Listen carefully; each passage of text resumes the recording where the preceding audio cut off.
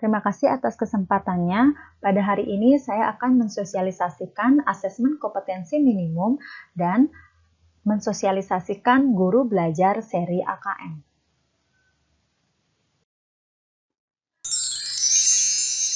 Saya Igusti Ayu Karla Komala Dewi dari SMA Dwijendra Denpasar. Yang pertama kita akan bahas AKM atau asesmen kompetensi minimum. Adapun yang melatar belakangi asesmen kompetensi minimum, ini yang pertama adalah kita lihat dari skor pelajaran PISA Indonesia 2012, 2015, dan 2018.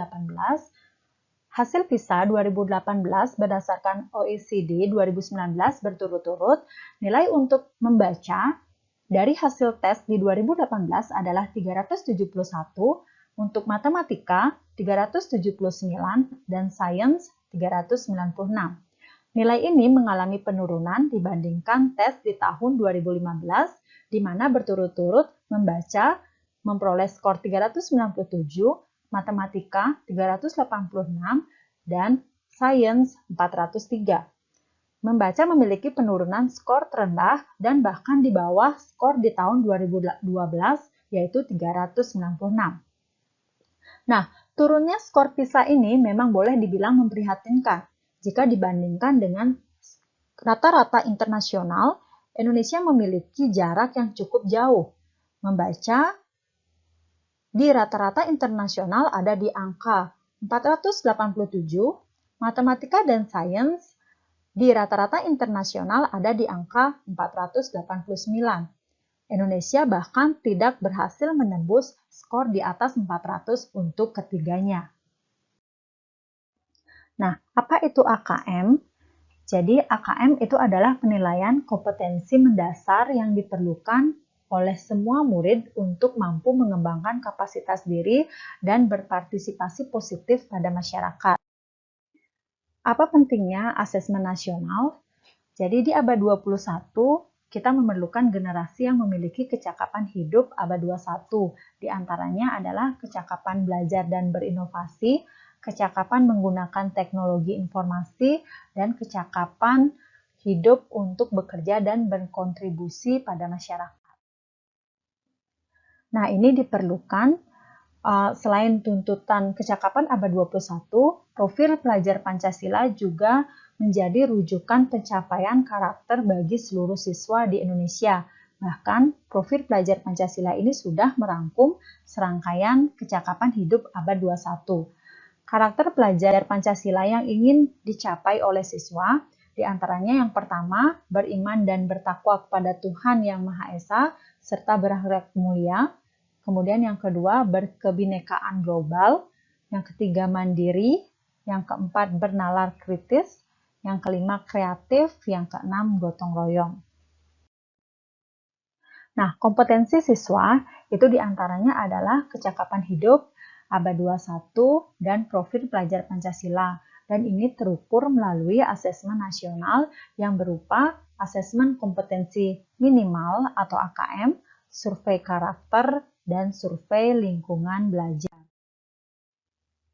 Tujuan dari asesmen nasional itu, asesmen nasional menghasilkan informasi untuk memantau perkembangan mutu dari waktu ke waktu, kesenjangan antar bagian di dalam sistem pendidikan, misalnya di satuan pendidikan, antar kelompok sosial ekonomi, di satuan wilayah antara sekolah negeri dan swasta, antar daerah, ataupun antar kelompok berdasarkan atribut tertentu.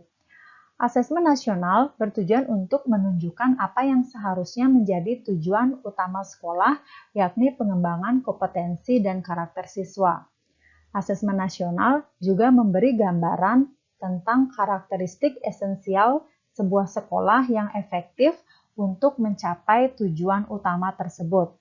Hal ini diharapkan dapat mendorong sekolah dan dinas pendidikan untuk memfokuskan sumber daya pada perbaikan mutu pembelajaran. Manfaat dari asesmen nasional itu adalah sebagai potret kualitas pembelajaran di sekolah atau daerah, umpan balik peningkatan kualitas pembelajaran di sekolah atau daerah, dasar untuk penyusunan program peningkatan kualitas pembelajaran sekolah atau daerah. Nah, perbedaan ujian nasional dengan AKM itu yang pertama dari segi tujuan pelaksanaannya, itu AN untuk mengevaluasi mutu terkait sistem satuan pendidikan, sedangkan UN itu untuk mengevaluasi capaian hasil belajar murid secara individu. Dari segi jenjang penilaian, untuk AN itu dari SD atau MI, SMP atau MTS, SMA atau MA, SMK, dan program kesetaraan jenjang dasar dan menengah. Untuk UN, itu SMP atau MTS, SMA atau MA, dan SMK. Dari segi level siswa, itu AN itu adalah kelas 5, kelas 8, dan kelas 11. Kemudian untuk UN itu tingkat akhir pada setiap jenjang. Kemudian dari segi subjek siswa, itu untuk AN itu berupa survei, jadi siswa dipilih secara acak untuk mengikuti AN.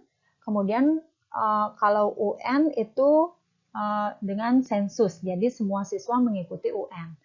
Kemudian dari segi model soal, untuk AN itu adalah pilihan ganda kompleks, menjodohkan, isian singkat dan uraian.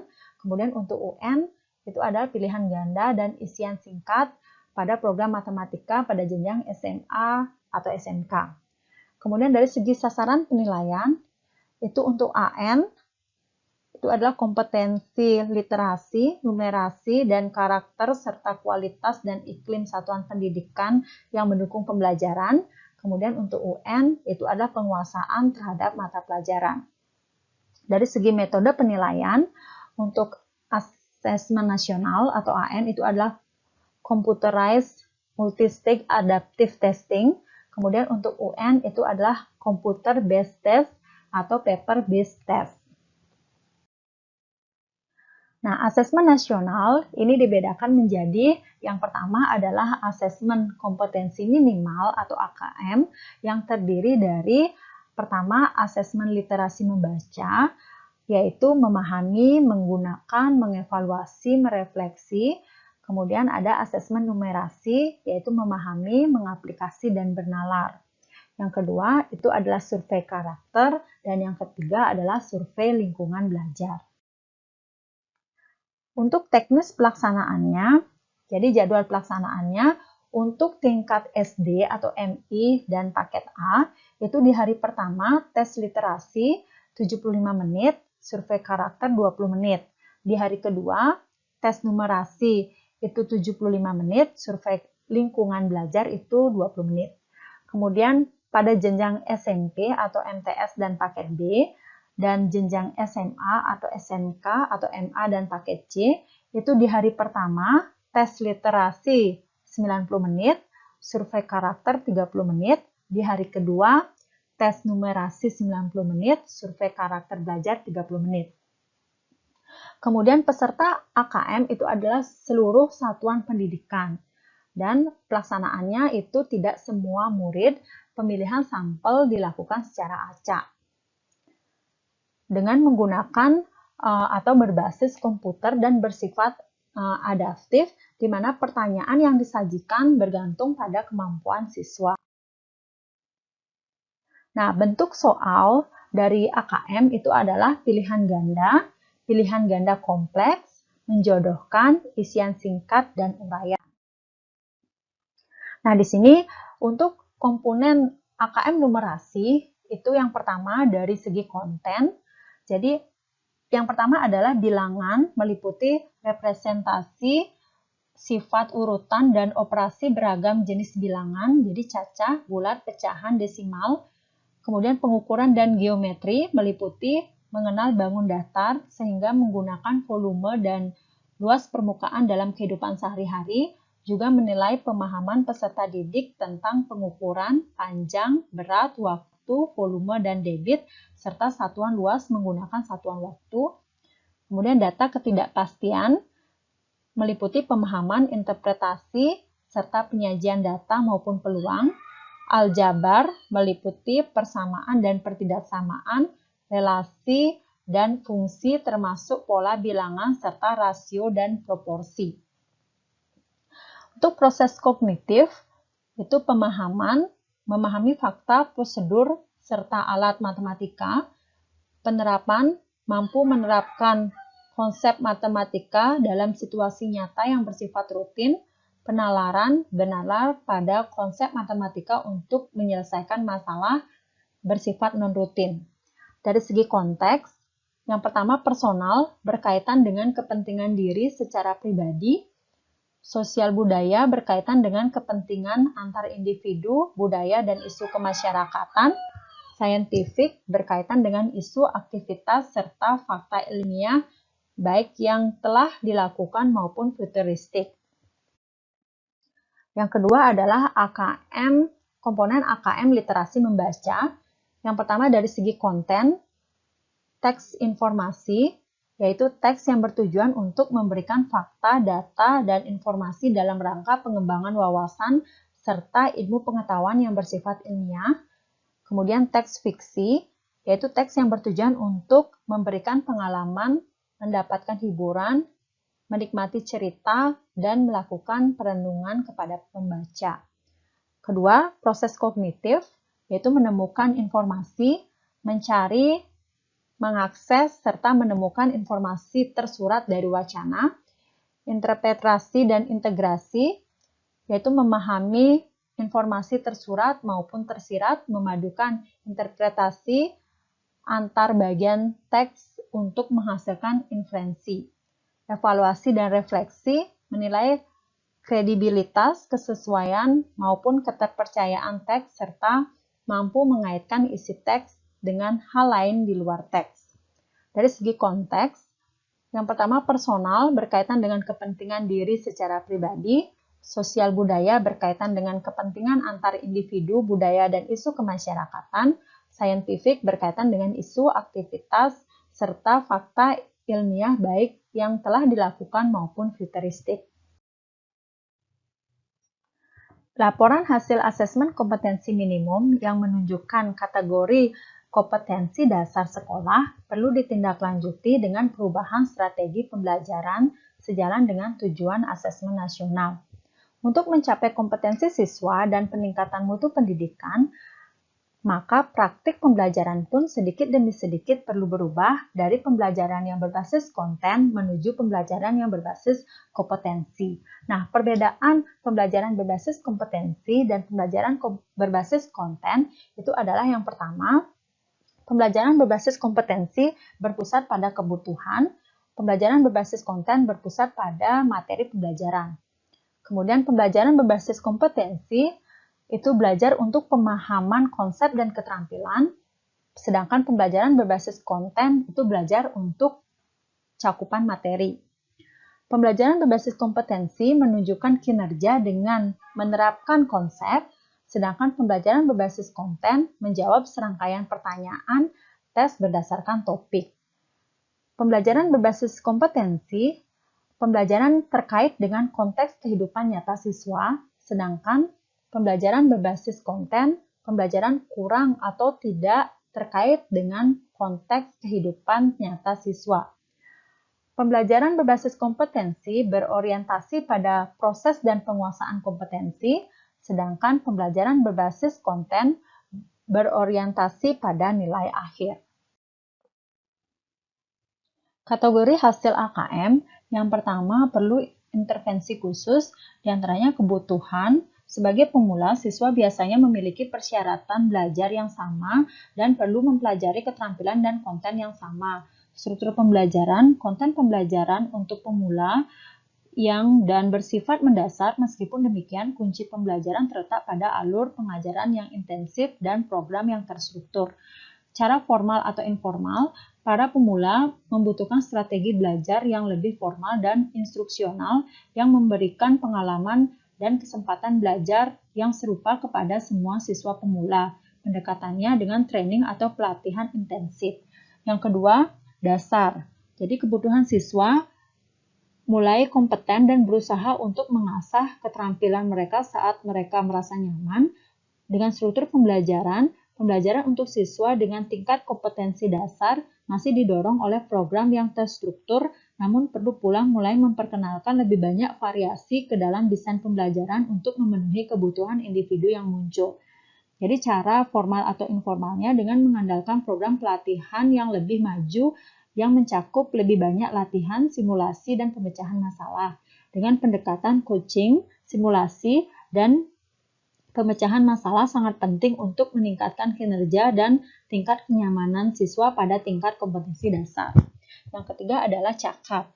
Jadi kebutuhan siswa dengan tingkat kompetensi cakap memiliki kebutuhan belajar dan persyaratan kinerja yang semakin unik yang seringkali tidak dipenuhi oleh program pembelajaran serta pada tingkat yang sebelumnya. Dengan struktur pembelajaran, dengan konten pembelajaran untuk siswa, dengan tingkat kompetensi siswa menjadi lebih personal dan kurang terstruktur. Desain pembelajaran mulai bergeser pada demonstrasi kinerja. Kemudian cara formal atau informalnya, pada tingkat kompetensi cakap, siswa diperkenalkan lebih banyak pada strategi pembelajaran informal. Dalam hal ini, konteks lingkungan belajar bertransisi dari ruang kelas ke konteks yang lebih nyata. Dengan pendekatan mengelola pengetahuan yang sudah didapat, serta memberikan dukungan kinerja pada siswa dengan tingkat kompetensi cakap diperlukan, pembelajaran sosial muncul sebagai kesempatan belajar dan kinerja di dalam konteks di luar sekolah. Kemudian yang keempat yaitu mahir. Jadi kebutuhan siswa yang telah mahir atau bisa disebut pada tahap ahli memiliki kebutuhan pembelajaran dan persyaratan kinerja masing-masing master atau pakar cenderung personal dan deskriptif mengenai dirinya sendiri, unik dan berbeda dengan yang lain.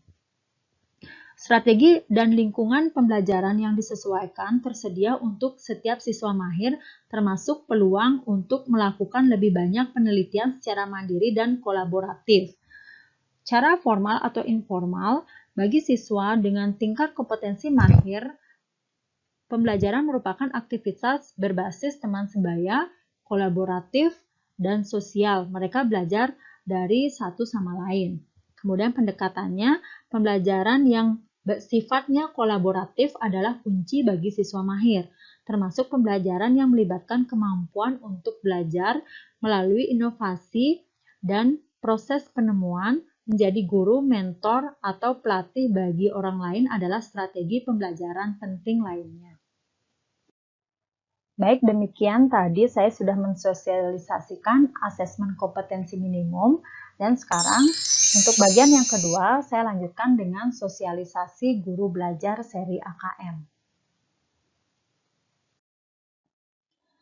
Apa itu program guru belajar seri asesmen kompetensi minimum? Yaitu adalah suatu program pembelajaran yang dirancang untuk membantu para guru atau kepala sekolah atau pengawas SD, SMP, SMA atau SMK, guru atau kepala sekolah SDLB, SMPLB, SMALB, dan PKBM sederajat dengan memahami tujuan, konsep, dan bentuk pelaksanaan asesmen nasional serta dapat menganalisis contoh asesmen literasi, membaca, dan numerasi pada asesmen kompetensi minimum. Nah, siapa sajakah yang bisa menjadi peserta program guru belajar seri AKM?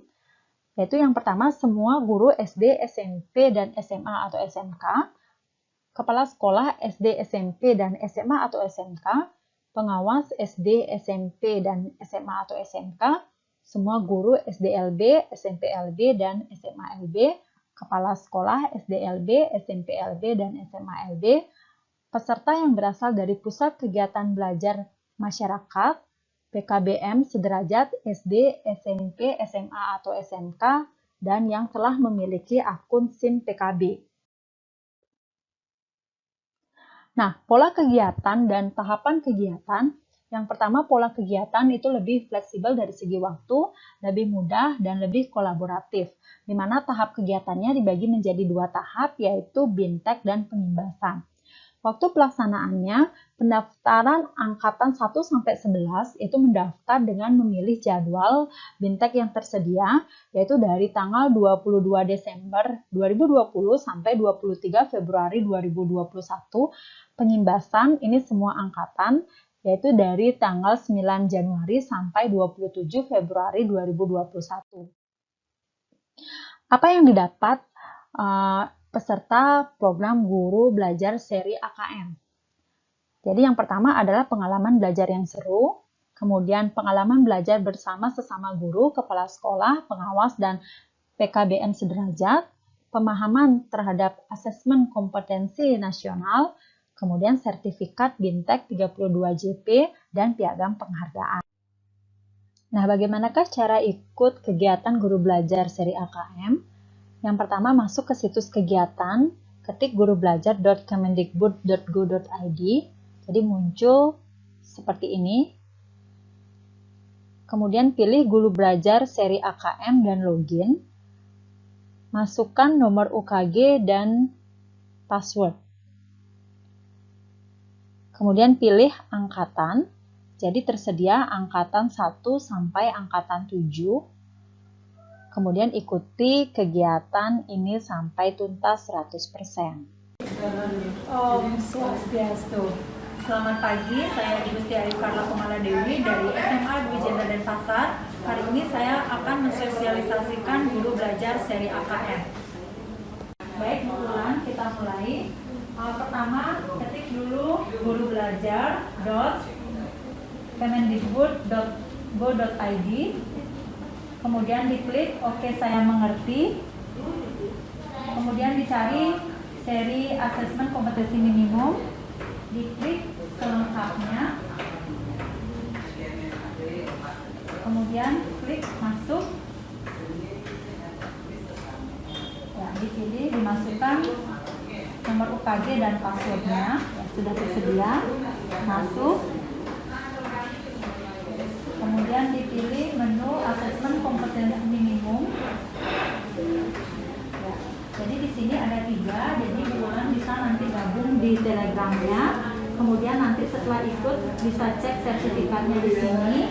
Nah, sekarang untuk kegiatannya, ya, jadi daftar di sini.